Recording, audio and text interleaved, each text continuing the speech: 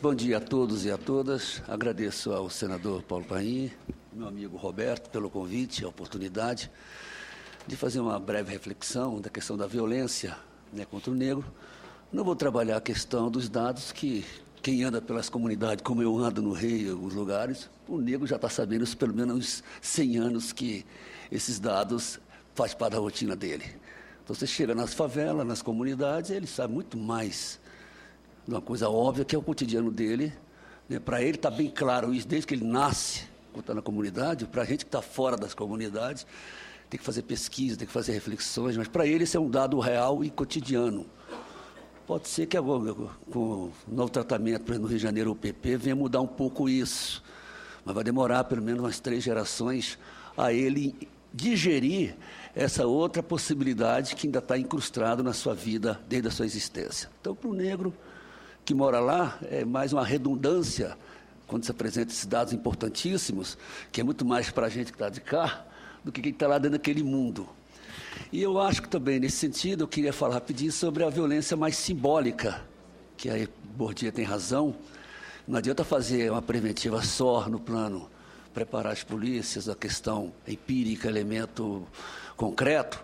Você também não trabalha os elementos simbólicos que estão enraizados no inconsciente da gente, não é mesmo? É muito forte a questão.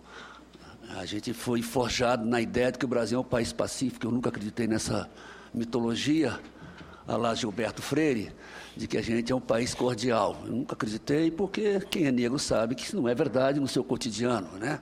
A gente anda no dia a dia.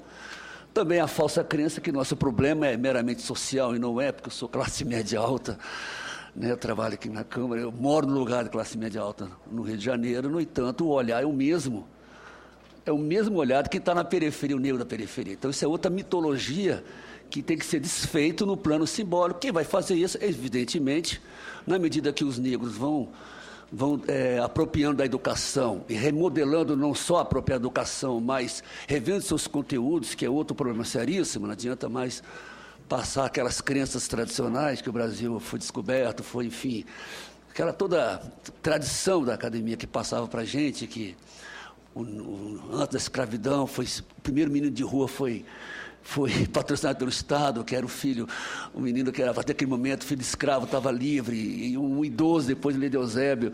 Ninguém fala nos livros que ele virou, para onde que ele foi, né? Então, se não vai encontrar, se não for o próprio negro, na apropriação da educação e na apropriação do conhecimento. Eu não acredito numa relação verticalista, de forma alguma. Eu acho que construir um país vai ter que se abrir de maneira mais isonômica, o saber, remodelá-lo, para mim, é importantíssimo.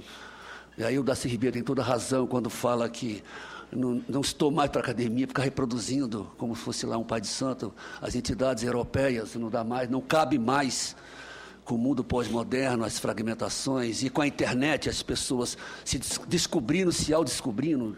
Acabou a tirania dos aparelhos, das instituições, do Estado, enfim, da família, da igreja, que tinha uma verdade institucionalizada e quase que universalizada. Isso, felizmente, destronou-se. E isso só vai construir esse país se for apropriar desse conhecimento, né, na perspectiva isonômica, e não na crença apenas numa reprodução da tradição, como diz aí Bloom, da tradição do cânone ocidental, que há muito tempo já eu fiz um desprezo aí meio intelectual, porque eu acho que é cada vez mais importante a gente dimensionar, remodelar, e além dessa ditadura, sei lá, da tirania da academia extremamente ocidental, que, no meu entendimento, está em descrença há muito tempo. Então, a questão da violência simbólica tem que ser trabalhada concomitantemente com a violência institucionalizada no cotidiano, né? Óbvio que a gente sabe, e o negro lá da comunidade sabe muito bem isso, que ele parado é suspeito e correndo é ladrão. Isso aí para ele não é novidade. Então, isso aí é outro elemento mais preventivo, atuação direta. Mas tem a atuação simbólica, questão da violência da religião, no meu entendimento. Eu fui adestrado desde pequeno, antes de virar ateu, eu fui adestrado numa comunidade cristã, e eu lembro muito bem de que toda a parafernália simbólica era da demonização da tradição do negro, né? O diabo pintado de preto, e vai assim afora. Tem sido, e recentemente, em Manaus, grupo de evangélicos recusaram a fazer uma prova sobre a cultura afro-brasileira. Então, nós temos, concomitantemente, um problema sério, que é a questão do inconsciente, do plano simbólico, que está no imaginário, né? É interessante quando eu vou num restaurante meio chique, e muitos perguntam se eu sou africano e não conseguem me ver como brasileiro. É um negócio interessante, a polícia pergunta, esse carro é seu, né? Então, às vezes eu brinco, tenho uma esposa que é branca, alguns momentos sou obrigado a levar comigo para poder eu ter certa certeza que eu vou voltar vivo, porque é assim que funciona o plano simbólico, né? Eu acho que o Brasil não se vê, mas nega, que é muito mais grave. Na verdade, em vez de não ver racismo, é negar mesmo, é uma negação clara de uma coisa que é real, que é muito mais grave dizer que o Brasil não tem racismo e que se recusa a ignorar. Na verdade, é uma coisa da intencionalidade mesmo, do histórico intencionalizado, aí Habermas tem razão, não existe uma fala meramente ingênua, mas sim uma fala intencionalidade. Quando eu falo que não existe, eu nego, eu estou recusando, né, uma coisa que é clara, qualquer pessoa que chega no Brasil, a gente que viaja para fora sabe muito bem, fica horrorizado com o Brasil, né, com essa questão.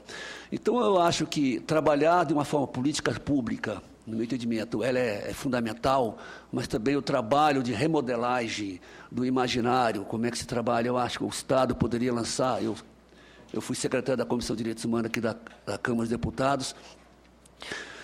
Estou lutando de forma insistente para se criar uma cartilha para mostrar as facetas da multiculturalidade, da diversidade do Brasil, né? O agente público ainda não sabe lidar com esse novo ator, que é o negro, né? Ele chega é visível no órgão público que quando ele chega numa portaria, o rigor da sua entrada é bem maior. Então, o Estado não está preparado e insiste em não se preparar os seus agentes públicos.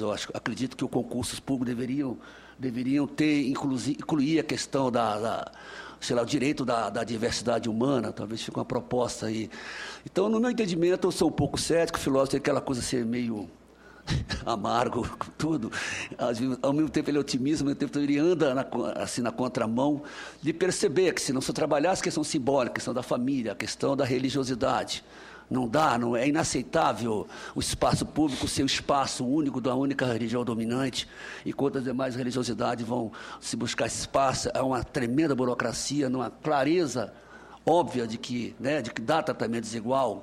E agora estou enveredando no mundo do direito, peguei o Código Criminal de 1830, o Estado, o processo de criminalização que o Estado promoveu foi muito forte. Então, se não trabalharmos a questão simbólica do dia a dia, da linguagem, que alguns chamam de, não sei se é equivocadamente politicamente correto, mas que trabalhar um pouco essa questão da linguagem, ou, se não pela preventiva, mas que o próprio legislativo criar instrumento legal de poder coibir, que, no meu entendimento, o Brasil, na medida que o Brasil, que os negros vão tomando consciência de si, da sua cor, da sua condição, vai assumindo sua própria identidade, lamentavelmente, a gente vê do outro lado da linha um acirramento da questão racial, né? A gente vê um inconformismo, óbvio, na medida que o negro estuda, não vai ser mais empregado doméstico, não vou mais ser jardineiro de ninguém, e aí os filhos dessa gente, que historicamente sempre se valeu dessa obra, vão ter que aprender a arrumar sua casa, vão ter que aprender a arrumar seu jardim, essa coisa toda.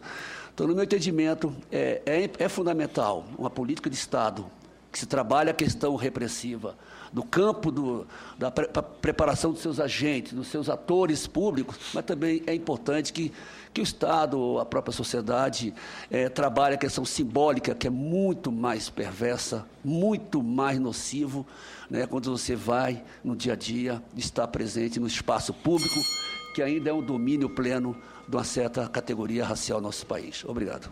Muito bem.